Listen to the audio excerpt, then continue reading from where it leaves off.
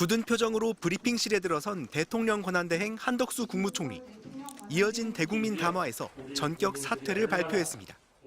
저는 이제 대통령 권한대행 국무총리의 직을 내려놓습니다. 한 전 총리는 국민이 겪은 갈등과 혼란에 대해 고통스럽게 생각한다면서도 협치의 기틀을 세우지 않으면 누가 집권하든 분열과 갈등이 반복될 뿐이라고 했습니다. 그러면서 당장 맡은 중책을 내려놓고 더 큰 책임을 지겠다며 사실상 대선에 나설 뜻을 밝혔습니다. 제가 할 수 있는 일, 제가 해야 하는 일을 하고자 저의 직을 내려놓기로 최종 결정하였습니다. 6분간의 대국민 담화를 마친 한 전 총리는 별다른 질의응답 없이 퇴장했습니다. 한 전 총리는 이 길밖에 길이 없다면 가야 한다며 사퇴의 변을 밝혔지만 그 길을 왜 자신이 가야 하는지에 대한 구체적인 설명은 하지 않았습니다. 우리 사회가 진영의 수렁에 빠져 있다고 평가했지만 역대 최장수 총리로서 이를 극복해내지 못한 데 대한 유감 표명도 없었습니다.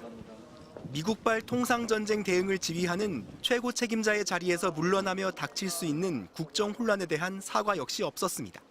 한 전 총리가 사퇴하면서 대통령 권한대행직은 다시 최상목 경제부총리가 넘겨받게 됐습니다.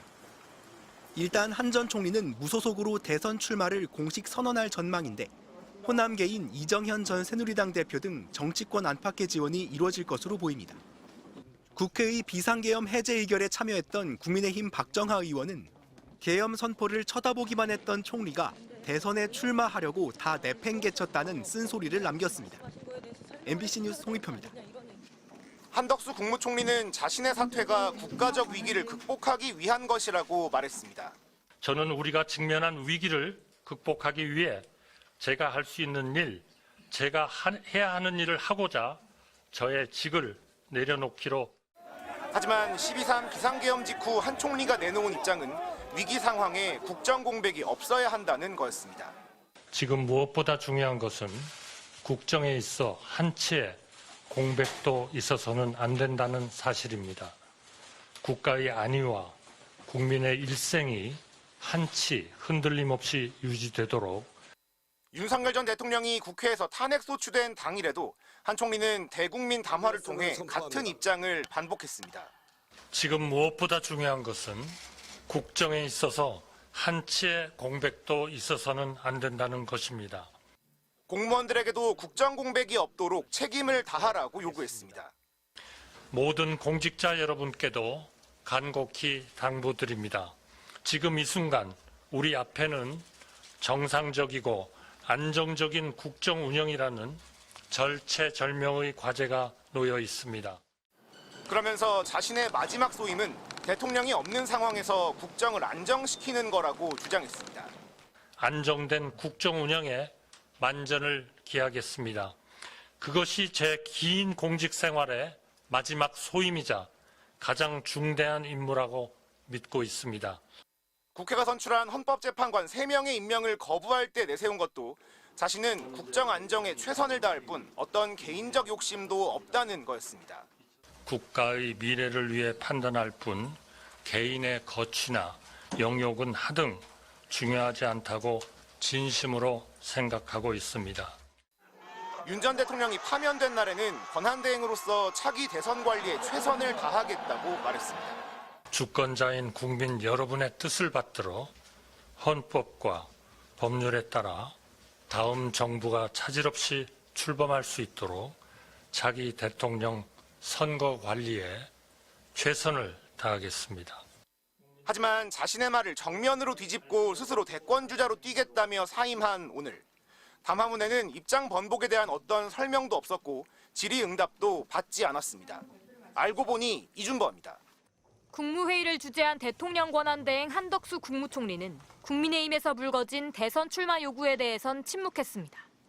다만 현안인 관세전쟁 대응을 언급하며 마지막 소명이란 표현을 썼습니다.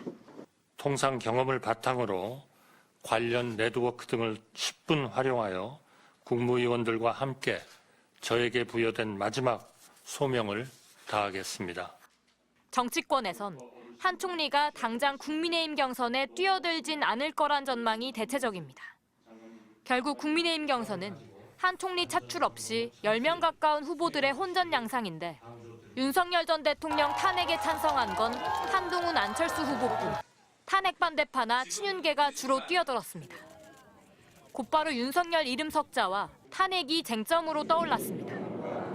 앞서 경선 불참을 선언한 유승민 전 의원은 보수 대통령이 연속으로 탄핵됐는데도 반성과 변화가 없다고 당을 비판했습니다. 친윤 지도부는 불출마하면 될 일이지 당을 비방하는 건 올바른 정치인 태도가 아니라며 불쾌감을 숨기지 않았습니다. 후배로서 공고해 드립니다. 모든 것이 내 탓이요, 내 탓이요, 내 큰 탓이로소이다. 이렇게 되뇌이면서 좀 성찰하시길 바랍니다. 나경원 후보는 조기 대선 원인을 생각해보니 한동훈 후보만큼은 이겨야겠다 생각했다고 저격했고 곧바로 탄핵 설전에 불이 붙었습니다. 탄핵을 더 어떻게 보면은 선동했다고나 할까요? 그런 점에 대해서는 도저히 저는 좀 납득하기 어려운 부분이 있습니다. 계엄과 탄핵으로 때문에 되는 선거인데 그 입장에 대해서 떳떳하게 얘기하지 못하는 후보가 어떻게 국민 앞에 설 수 있겠습니까? 이철우 후보는 윤 전 대통령이 자신에게 총리직을 제안했었다는 사실을 공개하면서 윤심 마케팅을 이어갔습니다. 탄핵은 절대 안 된다. 탄핵은 불가피하다. 비상계엄 직후부터 국민의힘 안에서 터져나온 정반대의 목소리가 대선 경선에서까지 그대로 구호가 됐습니다. 국민의힘의 최종 결정이 윤심일지 아닐지 이번 경선의 최대 관전 포인트가 될 걸로 보입니다. MBC 뉴스 고재민입니다.